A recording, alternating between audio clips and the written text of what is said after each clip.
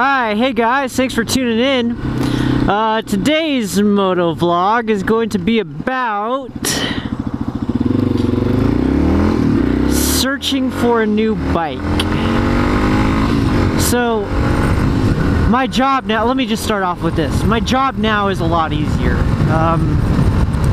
It's a lot less stressful than my old job was.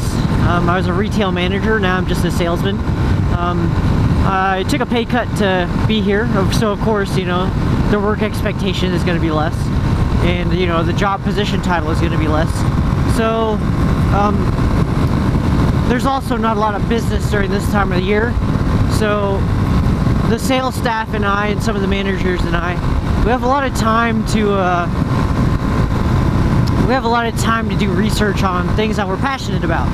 You know, for most of us it's motorcycles, for others it's you know, hunting, and you know, everybody's into their own things. But for the most part, I spend the majority of my day daydreaming about all the things that I want. And the reason why I'm doing this motovlog is because I'm looking at this Honda Grom right here. One of my buddies really wants one of those, and I really wanted one of those when I was searching for a first bike. It was between, like, if you listen to my other motovlogs, like one of my first motovlogs is like why I picked the XT250. But anyways, I'll go ahead and cliff note it right now. The bikes that I was interested in were the R3, TW200, Honda Grom, and the XT250. So those were my options. I really wanted the Grom because I really wanted to mess around, and I'm a short rider, so a short bike like that would be perfect. And I was just going to use it to commute in town to work, go get groceries, stuff like that. Just like as a little go-getter bike, you know. But the thing about that was insurance was crazy high. So I was a new rider at the time that I was searching for motorcycles. I was 22, and the price for insurance for that bike would be pretty intense, because the bracket that it falls into is like a sport bike, which is kind of weird because it's a 125 motor, and it's a Grom. Like, you know, it's nothing crazy. Yoink. It's nothing crazy, but the insurance was just way too high for me. And for 30, I think they were going for like 4,000, 35 sticker price, so 42 probably with taxes, assembly fees, and delivery, or whatever the dealers charge. And that was kind of a lot for a toy bike, you know. I mean, of course it's not a toy, but I would have used it as a toy. And you know, the XT was kind of the choice for me. But recently, given the season of my life with a new job and everything like that, and riding a lot more on the highway, riding a lot more in groups, I realized the little XT, it's not meant for what I want it to do. And it's tough because I love this bike, and I have a lot of growing experience with this bike, and you know, it still runs. It's a essentially brand new bike still. It has a lot of sentimental value, but the thing is, I've been thinking of another bike. I want to tour. That's my big thing. I want to go long rides and stuff like that, because I'm a fan of seeing the world, and I'm a fan of riding long distances.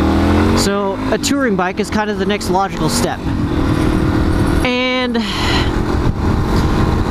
you know, given the amount of time that I have at work to, you know, just research stuff and, you know, look at motorcycles when I should be working, you know, I want to get another motorcycle. But given the situation that I'm in life with me and my girlfriend, you know, and me and my current financial standing, and me and how I budget, me knowing how I budget, you know, a motorcycle isn't really the best option for me.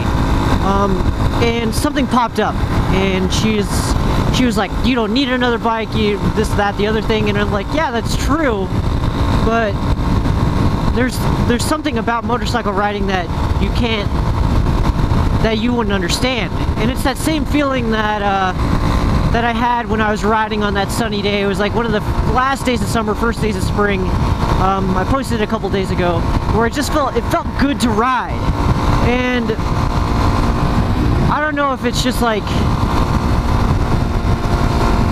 me getting tired of this bike or me wanting to experience new things and grow as a motorcycle rider, but you know, it's just that feeling that I'm chasing, you know. I want to have that feeling every day that I go out, and I want to have that feeling when I go on a big trip. And I haven't gone on a big motorcycle trip, and honestly it's because I don't feel like the little XT can take it. One, because it's not set up for it. It has a 2-gallon tank. It doesn't have a rear rack from the factory, and you know, it doesn't have a lot of the amenities that a touring bike does have. And you know, of course it's apples to oranges. This bike was never meant to tour, but now that I realize what kind of rider that I am and what kind of riding I want to do, I'm starting to figure out what kind of bikes that I would like to start riding. And of course I haven't ridden any of them yet because none of my buddies do adventure touring, but I'm starting to research on my own, and given the experience that I have on this little XT, like, I kind of wish I would have started off with like a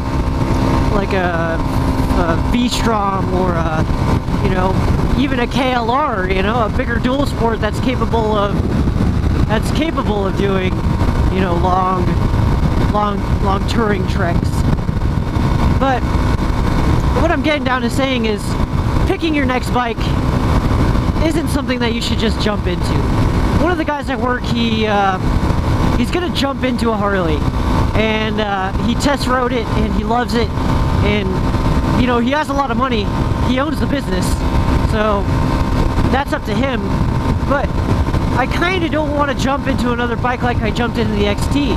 Like, of course I did the research, but knowing what I know now, I wish I would have done a little bit more research to figure out what kind of riding I wanted to do. At the time I was working for state parks, I was doing a lot of off-roading stuff, and you know, I had no motorcycling experience, so this was the perfect bike for the time. But now that I know what I know now, that was kind of weird. Knowing what I know now, my next bike is definitely going to be different. And especially after riding my brother's R3 and being able to see what the sport bike life is like. It's cool, but it's not comfortable. It's quick, but it's not really practical for what I want to do. And my word of advice to you is, ask as many people as you possibly can about the bike that you're interested in getting. Whether it's an XT250, whether it's a Yamaha R3, whether it's a KLR, or a V-Strom, or a GS 1200 GS, or if it's a Harley Davidson. Do as much research as you can and figure out what kind of riding that you might want to do before you pigeonhole yourself into a bike that, you know, is right for right now. Because of course when you ride a motorcycle, you're growing into the sport, you're growing into the hobby, and you never want to pigeonhole yourself to, oh, just highway cruising. But, you know, it's kind of a weird situation, because I'm not financially sound enough to buy another motorcycle, yet it wouldn't be the financially responsible thing to do, to buy another motorcycle. But I'm doing it because, you know, I'm figuring out what kind of rider I am, what kind of riding I like to do. And I'm figuring out that the XT250 is not the bike for what kind of riding I want to do. And it kind of sucks. Because, you know, I want to do aftermarket stuff. I want to do long distance ride. I want to go camping on my bike, with my bike. But, you know, this bike just isn't made for long distance travel. I mean, I can force it to do so, but I mean, there's a better tool for the job, you know. So, long story short is, figure out what you want to do. if you're a new rider, then you're doing the right thing, looking at these YouTube videos and watching people on the bikes that you might want to be riding. But the best thing that you can do is borrow people's bikes. Just say, hey man, can I test ride your bike? Hey man, what do you like and what do you don't like about your bike? And then make your decision afterwards.